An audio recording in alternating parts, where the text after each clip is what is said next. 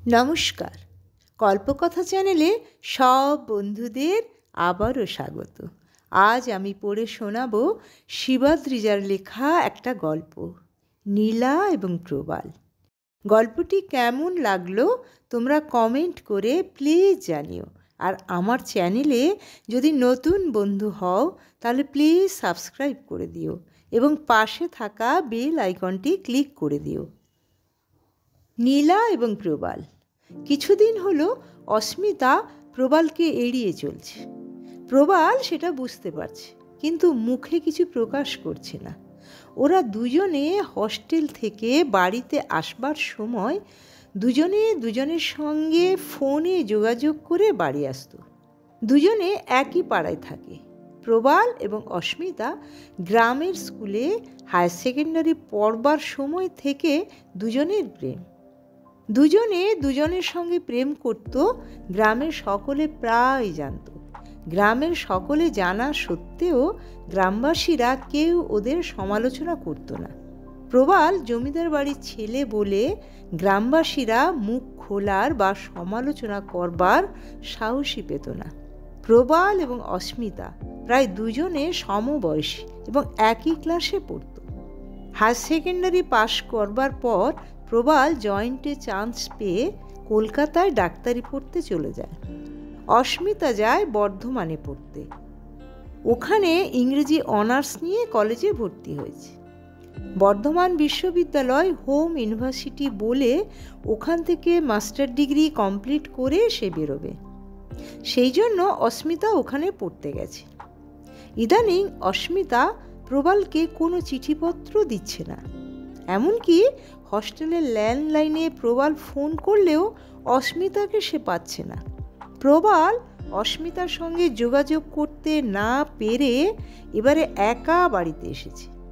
বাড়িতে এসেও প্রবালের মন মানছে না। ভাবছে ছুটিতে তো অস্মিতা সাধারণত বাড়িতে চলে আসে, ওখানে অস্মিতা কি করছে? প্রবাল চিন্তার মধ্যে বর্ধমানে যায়। সেখানে গিয়ে লেডিজ হস্টেলে দেখা করা তো সহজ নয়।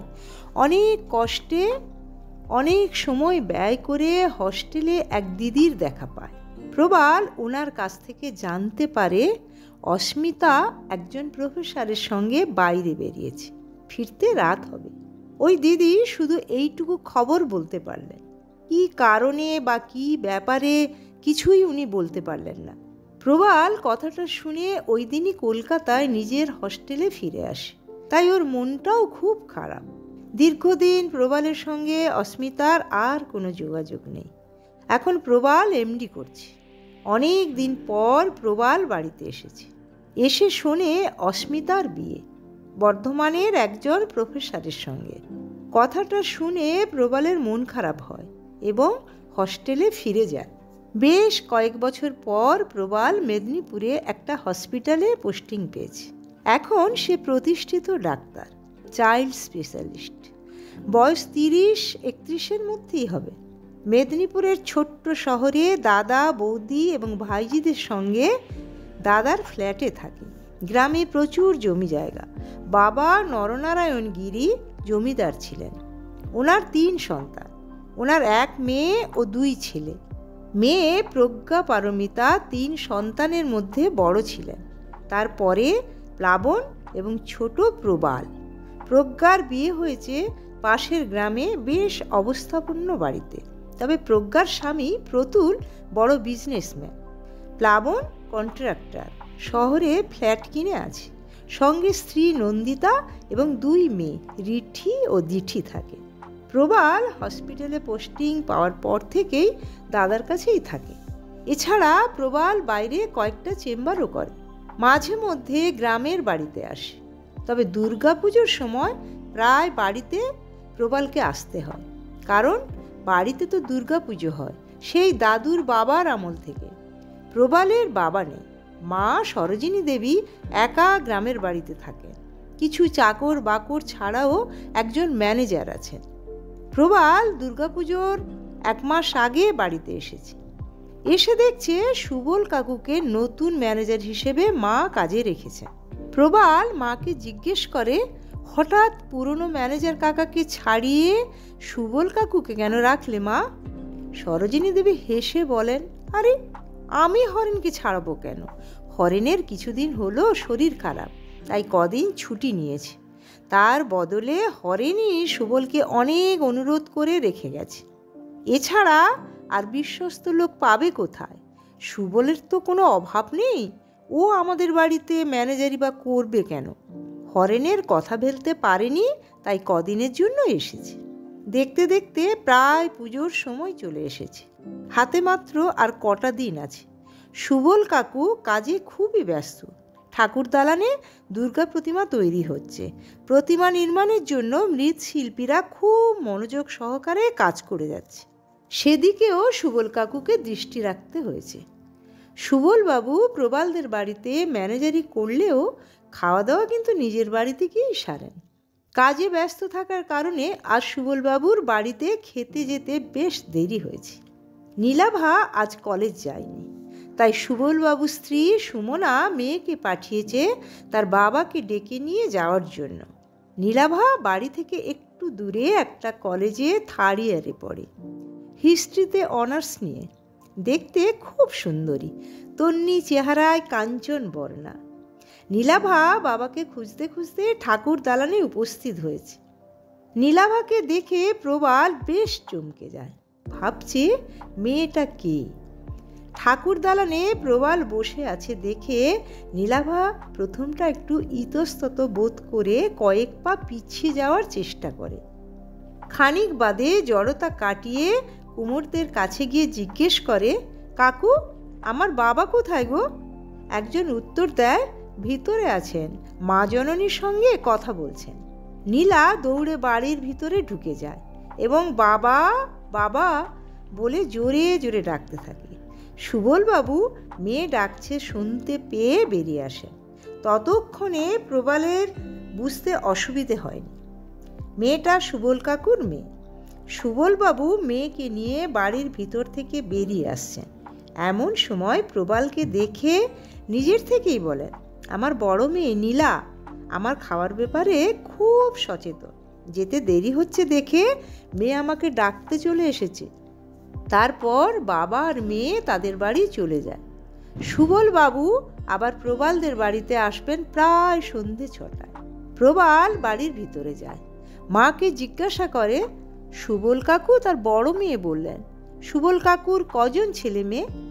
সরোজিনী দেবী বললেন, 2টো মাত্র মেয়ে, বড় নীলাভা কলেজে থার্ড ইয়ারে পড়ে, ছোট মেয়ে অগ্নিভা দ্বাদশ ক্লাসে পড়ে। সবাই ডাকে নীলা ও নিভা বলে। সুবলের বড় মেয়ে নীলা খুব চটপটে, বাবাকে খুব কড়া শাসনে রাখে। তুই এসেছিস জানলে ও আমাদের বাড়িমুখ হতো না। প্রবাল একটু মৃদু হেসে বলে, কেন আমি এলে সে আসবে না কেন? সরোজিনী দেবী হেসে বলেন, তোকে এর আগে একদিন দেখেছে, তুই চলে যাওয়ার পর আমাকে বলে কি না, জেঠিমা তোমার ছেলে এত ইয়াং আর দেখতে এত সুন্দর। তুমি যখন তোমার ডাক্তার ছেলে বলো, আমি ভাবতাম তোমার ছেলে বুড়ো, ডাক্তার মানে অনেক বয়স তো, তাই না জেঠিমা? আমি তো হেসে পাগল। এ মেয়ে কি বলে, আমার ছেলে তোদের থেকে বয়সে না হয় অনেকটাই বড় ঠিকই, কিন্তু বুড়ো হবে কেন? কিছুতেই বোঝাতে পারতাম না। তোকে দেখার পর তারপর নিজে বুঝেছি। প্রবাল কথাটা শুনে কোথাও একটা তার বেশ মজা লাগছে, নীলাভাকে তার বেশ ভালো লাগছে। প্রবাল মাকে আবার জিজ্ঞেস করে, ও কি আমাদের বাড়িতে প্রায় আসে? সরোজিনী দেবী বলেন, সারাদিনে অন্তত একবার হলেও আসবে, খুব বাবা নেয় ওটা। আমার সঙ্গেও এলেই খুব গল্প করে, আবার ঠাট্টা করে বলে, তোমার ছেলেকে গোল খাইয়ে তোমার বৌমা তো অন্য কাউকে বিয়ে করে চলে গেল। আমি বলি, সে আমার বৌমা হবে কেন রে? তখন নীলা হেসে বলে, দুজনে তো বেশ হাতে হাত দিয়ে ঘুরতো, বৌমা নয় তো আবার কে? এই কথা বলে আমাকে খুব খেপায়। আমি খুব রেগে গেলে বলে, না গো জেঠিমা, আমি তোমার সঙ্গে মজা করছি, কি আর বলবো বলো তো? প্রবাল সঙ্গে সঙ্গে গম্ভীর হয়ে বলে, ওকে এইসব কথা কে বলেছে? কি করে জানলো? অন্যের ব্যক্তিগত জীবনে এত উৎসাহ কেন? ওকে বলতে বারণ করে দেবে। সরোজিনী দেবী বলেন, সারা পাড়া জানে, গ্রাম জানে, আর নীলা জানবে না? ও কি পাড়ার মেয়ে না? তুই যাই বল না কেন, নীলা খুব ভালো মেয়ে, আর ওর কথাগুলো শুনতে আমার খুব ভালো লাগে। খুব আদুরে আদুরে কথা বলে, সবার উপকার করে বেড়ায়। আমি একা থাকি, জানিস আমি ঠিকমতো ওষুধ খাচ্ছি কি না সুবলকে দিয়ে খোঁজ নেয়। সারা পাড়া মাতিয়ে বেড়ায়। ওর কথা শুনে এত রাগ করলে হবে? কয়েকদিন পর প্রবাল হসপিটালে যোগ দেবে বলে চলে যায়। বাড়ি থেকে হসপিটালের দূরত্ব বেশি দূর নয়। যেহেতু শহরে দাদা বৌদি এবং ভাইঝিরা থাকে, তাই ওখানে থেকে যায়। তাছাড়া নিজের কয়েকটা প্রাইভেট চেম্বার আছে, তাই থাকতে হয়। বাড়িতে এলে নিজের প্রাইভেট কারে যাতায়াত করে। বাড়িতে পুজো বলে পুজোতে মোটামুটি ছুটিতে থাকে। প্রবাল হসপিটাল ফেরত দাদার ফ্ল্যাটে গিয়ে নিজের ঘরে রেস্ট করছে। দু চোখের পাতা বন্ধ করে নীলার কথা ভাবছে। কি পাকা মেয়ে! অস্মিতাকে কিনা বলে আমার বউ। এই বয়সে সব জেনে বুঝে গেছে। আবার নিজের মনেই বলছে, মেয়েদের আবার বাচ্চা, থার্ড ইয়ারে পড়ে মানেই তো ঝুনো পাকা। যাই হোক না কেন, দেখতে খুব সুন্দরী, আর সুন্দরের পূজারি তো সবাই। প্রবাল হসপিটাল থেকে ছুটি নিয়ে চতুর্থীর দিন বাড়ি চলে এসেছে। পুজো উপলক্ষে চেম্বারও প্রায় 15 দিনের মতো বন্ধ রেখেছে। প্রবালের আসার দুদিন আগেই দাদা বৌদি এবং ভাইঝিরাও চলে এসেছে। প্রজ্ঞা পারমিতার ফ্যামিলি উপস্থিত। বাড়িতে বহু লোকজনের সমাগম। প্রবালদের ঠাকুর দালান সেজে উঠেছে। গ্রামের মধ্যে ওই একটাই জমিদার বাড়ির পুজো। তেমন জৌলুস নেই, কিন্তু ঐতিহ্যটাই বহন করে চলেছে। সারা গ্রামের লোকে লোকারণ্য। ষষ্ঠী সপ্তমী দুদিন গেল, কিন্তু নীলা আসেনি। এর আগের বছর পুজোতে নীলা এসেছিল, কিন্তু চোখে পড়েনি। প্রবালের দৃষ্টি নিশ্চয়ই নীলাকে খুঁজে বেড়াচ্ছে। অষ্টমীর দিন নীলা অঞ্জলি দেবে বলে পুজোর দালানে ঠাকুরের কাছে দাঁড়িয়ে আছে। প্রবাল ওখানে বসে আছে। নীলা শাড়ি পরে তার মায়ের সঙ্গে এসেছে। প্রবাল তাকিয়ে আছে নীলার দিকে। কিছুক্ষণ পরে প্রবাল ওখান থেকে উঠে চলে যায়। নীলা অঞ্জলি দিয়ে বাড়ি চলে আসে। প্রবাল যেন কোনো অজানা চিন্তায় মগ্ন। পুজোর বাড়িতে বাচ্চা থেকে বড়রা সবাই হইচই করে আনন্দ করলেও প্রবাল যেন বেশি চুপচাপ। প্রবাল এবং নীলা ভাই দুজনের প্রতি দুজনের দৃষ্টিতে যথেষ্ট আকর্ষণ আছে, কিন্তু কোনো এক অবিদিত ব্যাঘাতে প্রবাল যেন বাধা পাচ্ছে। হয়তো ভাবছে নিজের বয়স। নীলাভাকে প্রথম দর্শনেই প্রবালের ভালো লেগেছে, কিন্তু নিজের মধ্যে কোথাও একটা দ্বিধা কাজ করছে। নিজে মনে ভাবছে, এই ভালো লাগায় কি আমার গুরুত্ব দেওয়া মানায়? প্রবালের চুপচাপ থাকা এবং মন খারাপটা একমাত্র মায়ের চোখকে ফাঁকি দিতে পারেনি। বাড়ি ভর্তি লোকজনের সামনে প্রবালকে কিছু বলা যাবে না, এটা সরোজিনী দেবীর ভাবনা। পরদিন সিঁদুর খেলার সময় নীলার মা দুই মেয়েকে নিয়ে সিঁদুর খেলতে এসেছে। সকলে সিঁদুর খেলায় মত্ত। একদিকে নীলা ও নিভা দাঁড়িয়ে আছে, তার থেকে দূরে দাঁড়িয়ে আছে প্রবাল। নীলাভাকে খুব দেখছে। নীলা সেটা বুঝতে পারছে। একটা অস্বস্তি থাকলেও নীলার খুব ভালো লাগছে। আজও নীলা শাড়ি পরে এসেছে। পিঙ্গল বর্ণের শাড়ির সঙ্গে একটা এলো খোপা বেঁধেছে।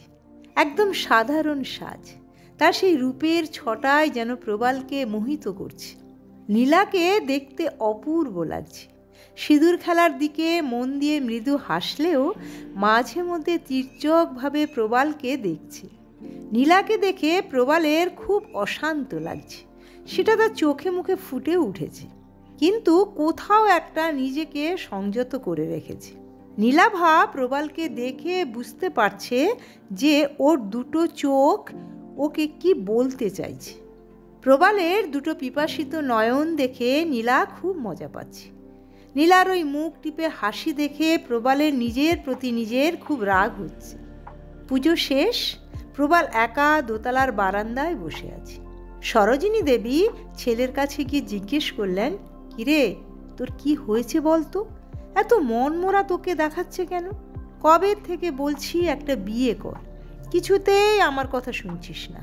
অস্মি তো তার মতো বিয়ে করে নিল, তুই ছেলে হয়ে কি ধনুর্ভাঙা পণ করে বসে থাকবি? প্রবাল একটু বিরক্ত সুরে মাকে বলে, তুমি ওর নাম নিচ্ছ কেন? দেশে কি আর মেয়ে নেই নাকি? সরোজিনী দেবী নীলার প্রতি ছেলের দৃষ্টি দেখে ঠিকই বুঝেছেন। আচমকা বলে বসেন, তুই নীলাকে পছন্দ করিস? বল, আমি সুবলের সঙ্গে কথা বলবো। আমি ওকে বললে না বলবে না। তাছাড়া দেখলাম সুবল তোকে খুব পছন্দ করে। প্রবাল বলে, কেন, কি করে বুঝলে?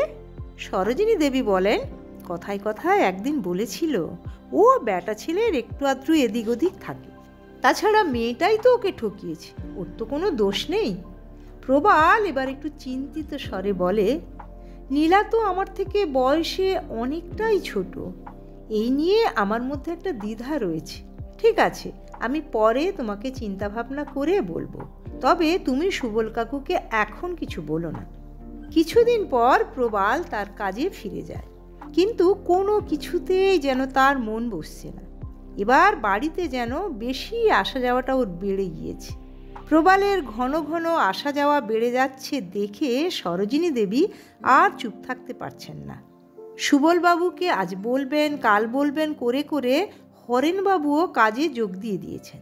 একদিন সরোজিনী দেবী সুবলবাবুকে ডেকে পাঠালেন। তিনি এসে দেখা করতেই উনি কথাটা পারলেন।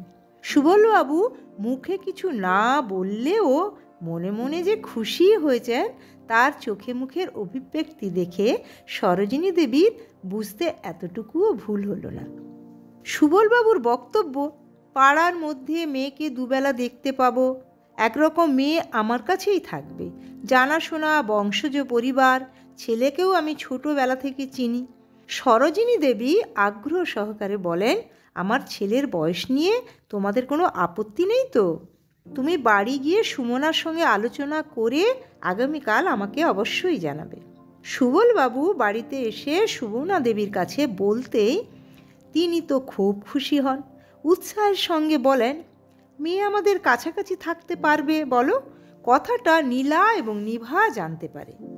নিভা দিদিকে ঠাট্টার ছলে বলে, কিরে দিদি, সিঁদুর খেলার দিন কীরকম দুজনে দুজনাতে মুগ্ধ ছিলি? তুই ভেবেছিস আমি দেখিনি? নীলা একটু লজ্জা পায়, মনে মনে নীলার খুব ভালো লাগছে। প্রবাল বাড়িতে আসতেই সরোজিনী দেবী কথাটা ছেলেকে বলেন, তোর আর নীলার বিয়েতে সুবল খুব আনন্দের সঙ্গে রাজি আছে। প্রবাল মাকে জিজ্ঞেস করে, আর নীলা, তার মতামত কি? তার মতামত জেনেছ? সরোজিনী দেবী কোনো উত্তর না দিয়ে হেসে চলে গেলেন। প্রবাল নিজের মনে মুচকি হেসে বলে, অস্মিকে আমার বউ বলে নীলা নিজে বিয়েতে রাজি, তার মানে ও আমার প্রেমে পড়েছে। প্রবাল তার মায়ের ঘরে যায়, গিয়ে মাকে বলে, মা, এই বিয়েতে আমার একটা শর্ত আছে, সেই শর্ত যদি সুবল কাকুদের বাড়িতে মেনে নেয় তবে এই বিয়েতে আমি রাজি হব। সরোজিনী দেবী চিন্তিত হয়ে বলেন, ওরা তোর শর্ত মানবে কেন? তা তোর শর্তখানা কি বল? ওরা জিজ্ঞেস করলে তো আমায় বলতে হবে। প্রবাল বলে, বিয়ের পর নীলা মানে তোমার বৌমার আমাদের বাড়িতে 1 বছর রিসেপশন হবে না, অর্থাৎ বিয়ের পর 1 বছর নীলা তার বাবার কাছেই থাকবে, তবে নীলার সব খরচের দায়িত্ব আমার। সরোজিনী দেবী বলেন, তার মানে তোর কি মাথা খারাপ হয়ে গেছে? প্রবাল হেসে বলে, শোনো শোনো মা, আমার কথাটা ভালো করে শোনো, আমি ওর সঙ্গে কোনো অন্যায় করব না, তুমি তো আমাকে চেনো। তুমি শুধু সুবল কাকুকে বলো, উনি কি বলেন দেখো। পরের দিন সরোজিনী দেবী সুবল কাকুকে ডেকে পাঠালো। প্রবালের শর্ত উনার কাছে বললেন। সুবলবাবু জানালেন, বাড়িতে সুমনার সঙ্গে আলোচনা করে আপনাকে বলবো। সুবলবাবুরা সব শর্ত মেনে নিলেন। সমস্ত নিয়ম আচার মেনে শুভদিন দেখে প্রবাল এবং নীলার 4 হাত এক হলো। পরের দিন প্রবাল পাজামা পাঞ্জাবি পরে শ্বশুরবাড়ি থেকে হেঁটে নিজের বাড়িতে চলে আসে। শর্ত অনুযায়ী 1 বছর পর আবার সমস্ত নিয়ম মেনে নীলা তার শ্বশুরবাড়িতে আসবে। প্রবালের সঙ্গে নীলার কোনো যোগাযোগ থাকবে না। কিন্তু নীলার পড়াশোনা থেকে পোশাক যা খরচের সব দায়িত্ব প্রবাল বহন করবে। এমনকি নীলার খাওয়া খরচ বাবদ যে টাকা, সে টাকাও সুবলবাবুকে প্রবালের কাছ থেকে নিতে হবে। সুবলবাবু সব শর্তেই রাজি হয়েছেন। সবই যখন নিজেদের মধ্যে ঠিকঠাক চলছে, তখন পাড়ায় কানপাতা দায় হয়ে দাঁড়ালো।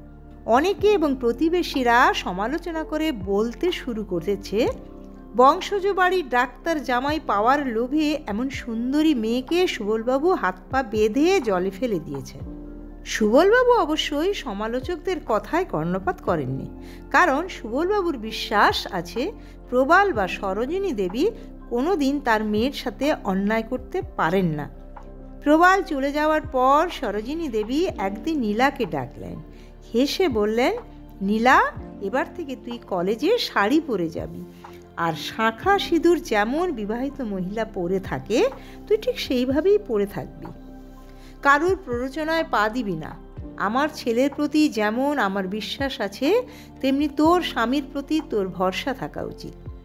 আমি তো আছি। নীলা বলে, ঠিক আছে জেঠিমা। সরোজিনী দেবী ভুল সংশোধন করে হেসে বলেন, এবার থেকে মা বলাটা অভ্যেস কর। নীলা লজ্জা পেয়ে ঘাড় নেড়ে ঠিক আছে মা। বিয়ের পর থেকে প্রবাল বেশিরভাগ দিন বাড়ি থেকে নিজের গাড়িতে হসপিটালের ডিউটি ছাড়াও চেম্বার করতে যায়। পাড়ার মধ্যে কানাঘুষো থাকলেও ব্যাপারটা কেউ ঠিক বুঝে উঠতে পারছে না। এইভাবে মাস 2 কেটে গেল। একদিন নীলা কলেজ থেকে ফিরছে। অসময়ে প্রচণ্ড ঝড় বৃষ্টি হচ্ছে। রিক্সা স্ট্যান্ডের কাছাকাছি এসে একটা গাছতলায় দাঁড়িয়ে আছে। স্ট্যান্ডে একটাও রিক্সা নেই। বৃষ্টিতে ভিজে জড়সড়ো হয়ে দাঁড়িয়ে আছে। এমন সময় প্রবালের গাড়ি বাড়ির দিকে আসছে। বৃষ্টিতে ঝাপসা কাঁচের মধ্য থেকে দেখে প্রবালের মনে হচ্ছে যেন নীলা দাঁড়িয়ে আছে। গাড়িটা নীলার সামনে এসে দাঁড়াতে সে বুঝতে পারে প্রবালের গাড়ি। ড্রাইভার গাড়ি থেকে নেমে নীলাকে ডেকে আনে। নীলা যেহেতু ভিজে গেছে, তাই গাড়িতে উঠতে একটু দ্বিধাবোধ করলেও গাড়িতে সে ওঠে। প্রবালের পাশে বসেছে ঠিকই, কিন্তু জড়তা নিয়ে একদম গাড়ির দরজা ঠেসে বসেছে। প্রবাল তার কাছে থাকা তোয়ালে দিয়ে নীলাকে বলে, নাও, ভালো করে চুলটা মুছে নাও, আরাম লাগবে। বিয়ের পর এই প্রথম প্রবাল নীলার মুখের দিকে তাকিয়ে দেখছে মাথা থেকে সিঁথির সিঁদুর মাখা জলে সারা মুখ রক্তিম বর্ণ হয়ে গেছে। খানিক বাদে প্রবাল আবারও মুখ ঘুরিয়ে নীলাকে দেখল। ভাবছে বিবাহিতা নারী রূপে নীলাকে বেশ অন্যরকম লাগছে। নীলা কিন্তু প্রবালের দিকে একবারও ফিরে তাকাচ্ছে না। গাড়ি ছুটছে। নীলার চোখ দুটো আবছা কাঁচের ভিতর থেকে বাইরের দিকে। পরপর দুটো হাঁচি পড়তেই নীলার নিজের খুব অস্বস্তি লাগছে। খানিক বাদে নিস্তব্ধতা কাটিয়ে প্রবাল প্রথম প্রশ্ন করল নীলাকে। বলল, কলেজ কটায় ছুটি হয়েছে? নীলার মুখে কোনো উত্তর নেই। কোনো উত্তরই দিল না। হয়তো উত্তর দেওয়ার প্রয়োজন বোধ করল না। প্রবাল এবার হেসে জিজ্ঞেস করল, কি কথা বলবে না ঠিক করে নিয়েছো? তাও কোনো উত্তর নেই। নীলার সঙ্গে প্রবালের তো কোনো দিনই কথা হয়নি। বিয়ের আগে নীলাকে দেখেছে প্রবাল, কিন্তু কথা হয়নি। বিয়ের কথাবার্তা হয়েছে, তাও দুজনের কথা হয়নি। বিয়েটাও হলো, সেক্ষেত্রেও দুজনের কথা বলার প্রয়োজন পড়েনি। তাই নীলা মনে মনে ভাবছে, আমাদের কি কথা বলার দরকার আছে? প্রবালের গাড়ি নীলাদের বাড়ির দরজায় এসে দাঁড়ায়। সুবলবাবু এবং সুমনা দেবী তো অবাক। সঙ্গে প্রতিবেশীরা কিঞ্চিত উৎসাহের দৃষ্টিভঙ্গি নিয়ে তাকিয়ে দেখছে। নীলা গাড়ি থেকে নেমে মুখ নিচু করে বাড়ির মধ্যে ঢুকে গেল। সুবলবাবু এবং সুমনা দেবী প্রবালকে ভিতরে যাবার জন্য অনেক অনুরোধ করলেন। আমার কাজ আছে বলে প্রবালের গাড়ি নিজের বাড়ির দিকে বাঁক নিল। পরের দিন সরোজিনী দেবী সুবলবাবুকে ডেকে পাঠালেন। উনি আসার পর সরোজিনী দেবী বললেন, একটা ভালো দিন দেখে জানিয়ে দেব, নীলাকে তার শ্বশুর বাড়িতে পাঠানোর ব্যবস্থা করো সুবল। কথা শুনে সুবলবাবুর তো আনন্দে আত্মহারা। বাড়িতে এসে সুমনার সঙ্গে আলোচনা করলেন। পরের দিন থেকে কনে বিদায়ের জন্য সুবলবাবু প্রস্তুতি শুরু করে দিয়েছেন। মেয়ের শ্বশুরবাড়ির দিন অনুযায়ী হাতে মাত্র আর কটা দিন আছে। প্রবালদের বাড়িতে সাজো সাজো রব, প্যান্ডেল বাঁধা শুরু হয়ে গেছে, বিশাল আয়োজনের ব্যবস্থা করা হয়েছে। নিমন্ত্রিত অতিথিদের তালিকায় আত্মীয় বন্ধুবান্ধব ছাড়াও রয়েছে সারা গ্রাম। পঞ্জিকা দিনক্ষণ অনুযায়ী বিকালে প্রবাল পুনরায় বর বেশে নীলাদের বাড়িতে প্রবেশ করল। পরের দিন সকালে বধূ বেশে সজ্জিত নীলাকে নিয়ে নিজের বাড়িতে প্রবালের আগমন হলো। আজ কাল রাত্রি। বর এবং বউ পরস্পরের মুখ দেখা বারণ। নীলাকে প্রবালের শোবার ঘরে থাকার ব্যবস্থা করা হয়েছে। বাড়ি আত্মীয় স্বজনদের ভিড়ে ঠাসা। নীলাকে সহজভাবে থাকার জন্য রিঠি এবং দিঠির উপর দায়িত্ব দেওয়া হয়েছে। রিঠি প্রায় নীলার কাছাকাছি বয়সের। রিঠি আর দিঠি দুই বোন একই ক্লাসে, বিএ ফার্স্ট ইয়ারে পড়ে। মামিকে পেয়ে খুব আপ্লুত ওরা। দুজনেই মামির কাজ ছাড়া হচ্ছে না। এর মধ্যে প্রবালের কিছু একটা দরকারে নিজের ঘরে ঢুকবে, কিন্তু দরজার সামনে রিঠি ও দিঠি দরজা আঁকলে দাঁড়িয়ে। কুট্টি মামাকে কিছুতেই ঘরে ঢুকতে দেবে না। এই নিয়ে ওদের মধ্যে জোর বাক্য বিনিময় চলছে। প্রবাল বোঝাতে চাইছে, আরে এখন তো দুপুর, বিকেলের পর থেকে তোদের মুখ না দেখা নিয়ম চালু করবি। এখনকার মতো তোদের এই নিয়ম তুলে রাখ। রিঠি দিঠি কুট্টি মামার কথা শুনবে কেন? স্বয়ং দিদা আদেশ দিয়েছেন বলে কথা। ওদের কথাবার্তার মধ্যে এই প্রথম নীলা কথা বলল। রিঠি দিঠি, ওনাকে ছেড়ে দাও। প্রবাল ঘরে ঢুকলো। নীলা পিছন ফিরে দাঁড়িয়ে। প্রবাল পার্সটা নিয়ে নীলার কাছে গিয়ে বলে, থ্যাংক ইউ, তাহলে তুমি কথা বলতে জানো। বলেই হেসে ঘর থেকে বেরিয়ে গেল। পরদিন সকাল থেকে প্রবাল খুবই ব্যস্ত, কিন্তু কাজের ফাঁকে প্রয়োজনের অজুহাতে নিজের ঘরে ঢুকে নীলার সঙ্গে কথা বলার চেষ্টা করে যাচ্ছে। প্রবাল যতবারই প্রয়োজনের অছিলায় নীলার সঙ্গে কথা বলার চেষ্টা করুক না কেন, নীলা কিন্তু একেবারেই চুপ। প্রবাল কাজের মধ্যে থাকলেও বুঝে উঠতে পারছে না নীলা কী জন্য রাগ করেছে। এরপর ভাত কাপড় দেওয়ার অনুষ্ঠান সারা হলো। সন্ধ্যে থেকেই আলোর ঝলকানিতে নীলা এবং প্রবালের রিসেপশনের পার্টি সেজে উঠেছে। বিশাল আয়োজনের মধ্যে রিসেপশনের পর্ব শেষ হলো। বাড়ির কয়েকজন সদস্যের সঙ্গে বর কনে খেতে বসেছে। প্রবাল কিন্তু বারবার নীলাকে লক্ষ্য করছে। সব কিছুর পর্ব মিটে যাওয়ার পর প্রবাল ফুলশয্যার ঘরে ঢুকল, যেখানে নীলাকে ফুলশয্যার খাটে সাজিয়ে বসানো হয়েছে। নীলার দিক থেকে প্রবাল চোখ ফেরাতে পারছে না। হঠাৎ চোখ পড়ল টেবিলের উপর ট্রেতে রাখা দুধের গ্লাস ও পানের দিকে। প্রবাল প্রচণ্ড জোরে হেসে বলে, এগুলো আবার কার কাণ্ড? নীলা খুব লজ্জা পেয়ে একবার প্রবালের দিকে তাকিয়ে চোখটা নামিয়ে নেয়। প্রবাল নীলার কাছে যায়, আস্তে করে বলে, দুদিন তোমার ভালো ঘুম হয়নি, তুমি ঘুমিয়ে পড়ো। প্রবাল মৃদু হাসছে। তারপর একটা সিগারেট ধরিয়ে ঝুল বারান্দায় গিয়ে দাঁড়িয়ে থাকে। নীলার মাথায় তখন অজস্র চিন্তা ভিড় করেছে। ক্লান্তিতে দু চোখের পাতা বন্ধ হয়ে আসছে। ফুলশয্যার সাজে সাজানো নীলা পাশ ফিরে শুয়ে পড়েছে। তন্দ্রায় দু চোখের পাতা মাঝে মধ্যে এক হয়েও যেন এক হচ্ছে না। খানিক বাদে প্রবাল ঘরে ঢুকেছে। পাশ ফিরে শায়িত নীলার আকর্ষিত শরীর, মেরুন বেনারসির সঙ্গে বেনারসির ব্লাউজে সজ্জিত নীলার পরিপূর্ণ পিঠ।